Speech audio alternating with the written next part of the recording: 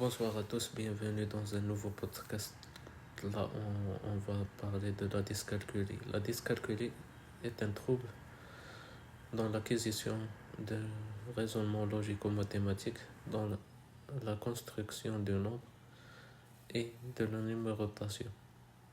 Trouble isolé, mais souvent associé à plusieurs autres troubles spécifiques comme la dyslexie, la dyspraxie, les troubles de l'attention et de la mémoire. Prévalence entre 3 et 6% dans le monde. Les causes. Il existe préalablement une contribution génétique. Les exemples, les jumeaux homozygotes, si l'un est atteint, l'autre est également, dans 70% des cas, est atteint de dyscalculie. Hypothèse de dysfonctionnement des zones spécifiques des lobes pariétaux gauche et droit, sillon interpariétal, surtout dans la zone du sillon interpariétal. Les dyscalculiques montrent des difficultés dans des tâches cognitives de base, signe d'appel. Chez les jeunes, accès problématique au domaine pré-mathématique, temps, espace, dénombrement. Au CPCE1, mauvaise construction du nombre, trouble en numérisation, absence de sens donné aux opérations. Après le CM1 au collège, trouble dans la résolution des problèmes, manipulation de l'argent et des nombres décimaux. Les difficultés de la dyscalculie. Le dyscalculique manifeste plusieurs difficultés. Difficulté à reconnaître immédiatement les petites quantités sans avoir recours au comptage. Dénombrer, la capacité à évaluer immédiatement une quantité sans avoir à énumérer. Car un dyscalculique a besoin des doigts pour compter.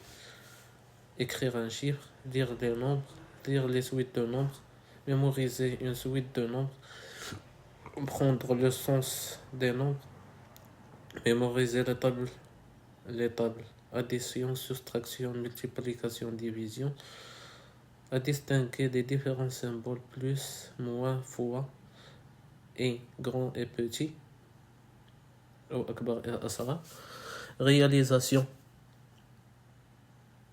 des calculs arithmétiques simples du type 10-2, ranger une liste de nombres du plus petit au plus grand, ordre croissant et décroissant, réaliser des tâches quotidiennes, manipuler l'argent, comprendre le concept de temps, estimer le temps qui passe, comprendre le concept de l'espace, difficile à s'orienter dans l'espace, estimer mentalement la taille de l'objet ou d'une distance, garder le score pendant un match, écrire, comprendre des énoncés et des problèmes difficiles à saisir ou à utiliser des termes mathématiques. Les différentes formes de dyscalculie. La dyscalculie fait des faits arithmétiques, difficultés dans des apprentissages des tables addition, multiplication et des faits arithmétiques, difficultés dans la résolution d'addition et de soustraction simple, problème et lenteur car il utilise le comptage sur les doigts.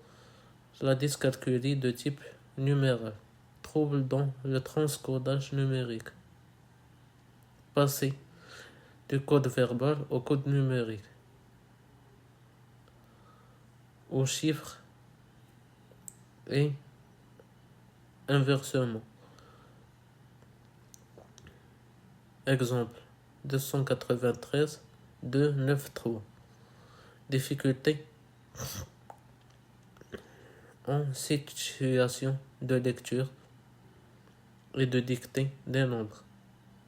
Exemple d'ordre lexical, chiffre de 1, 2, 9, lu 1. Exemple d'ordre lexical, chiffre 9, lu 1. Erreur dans l'ordre syntaxique. 3400 écrit 3003 et 1000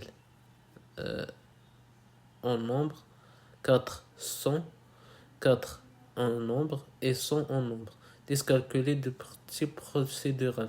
Déficit dans le raisonnement.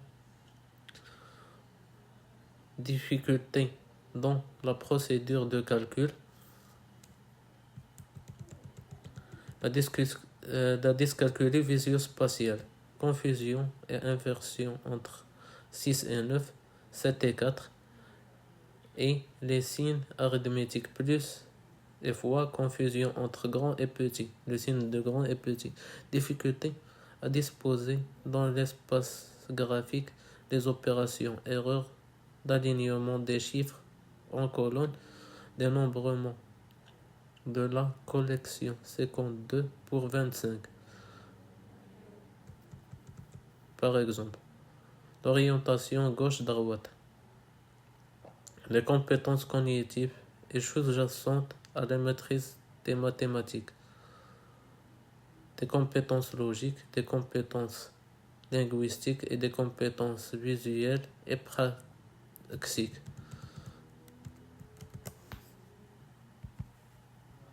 Et merci pour votre attention. Retrouvons-nous pour un nouveau podcast, Inch'Allah.